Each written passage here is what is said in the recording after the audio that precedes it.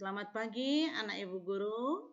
Jumpa lagi kita pada pelajaran teks berita.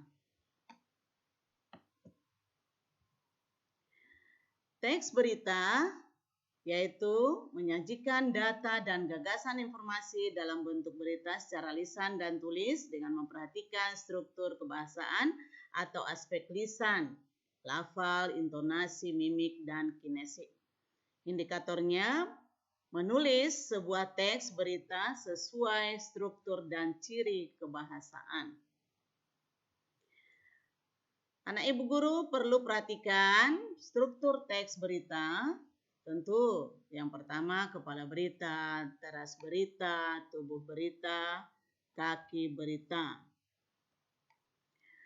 Berikut ini ialah langkah-langkah menyusun teks berita. Yang pertama, penemuan peristiwa atau kejadian. Isi berita berkaitan dengan peristiwa-peristiwa aktual seperti perampokan, bencana alam, kebakaran, dan kejadian mendadak lainnya. Pencari berita perlu mencari dan menangkap kegiatan-kegiatan unik yang muncul di masyarakat.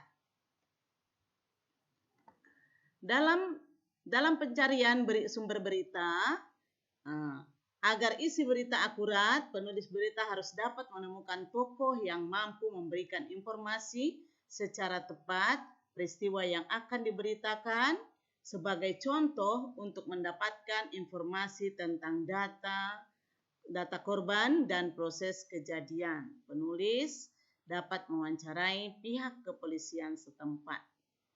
Wawancara dilakukan penulis berita untuk memperoleh fakta tentang suatu kejadian, data korban, atau proses kejadian. Pencatatan hal-hal penting. Selama proses pencarian informasi, penulis dapat dipandu dengan pertanyaan apa, siapa, di mana, kapan, mengapa, bagaimana, proses terjadinya peristiwa.